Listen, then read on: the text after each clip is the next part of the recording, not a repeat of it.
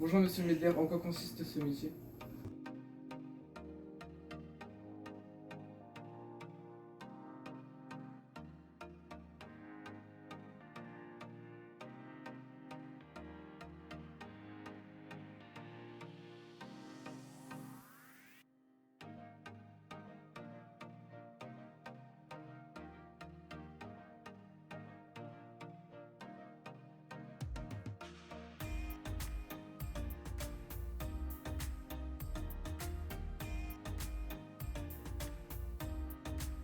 Les compétences, faut être le matin, faut se lever, hein, faut être à l'heure.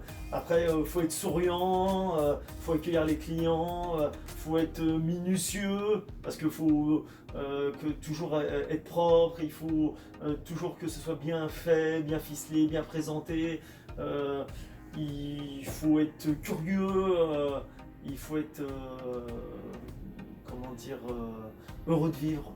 Et puis toujours poser des questions, s'intéresser.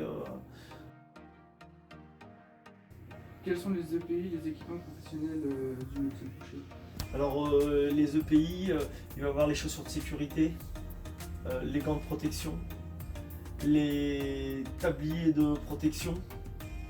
Qu'est-ce qu'il va avoir il va avoir aussi utilisé les bons outils pour les bonnes choses. C'est-à-dire que si on doit désosser, on prend un désosseur et on prend pas un trancheur, etc. et tout. Bien respecter, ne jamais courir, attention aux endroits glissants. Toujours nettoyer quand il y a quelque chose qui tombe par terre, pour pas que ça soit des risques d'accident. Ne pas préparer son travail pour déposer par exemple une carcasse sur une table qui n'ait pas de couteau dessous ou des choses comme ça. Toujours être vigilant, sachant qu'on a des outils qui sont très tranchants, la moindre erreur ne pardonne pas.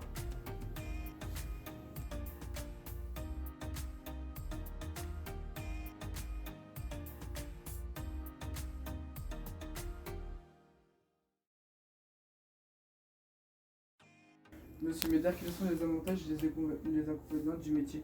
Enfin, moi j'aime mon métier donc je vois que des avantages. Mais on va dire que les avantages principaux de ce métier, c'est une bonne ambiance, c'est travailler avec de la clientèle, tous les jours faire quelque chose de différent, tous les jours se creuser la tête pour trouver des nouveaux produits pour nos clients. C'est un métier qui est en perpétuelle évolution. Moi, ça fait depuis l'âge de 16 ans et puis j'en ai 48 maintenant, donc le métier ne cesse d'évoluer.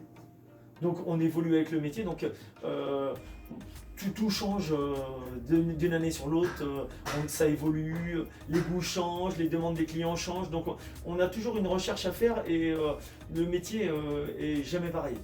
Les inconvénients, on va dire, on travaille le week-end, on travaille les jours de fête, on se lève tôt, des fois on peut finir tard.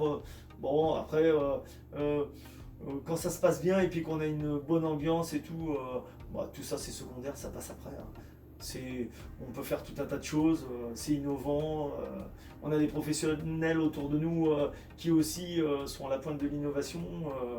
Donc on est suivi aussi par la Fédération française de boucherie. Donc à chaque fois on a quelque chose de nouveau, on a des aides, donc non, c'est un bon métier. D'accord, merci.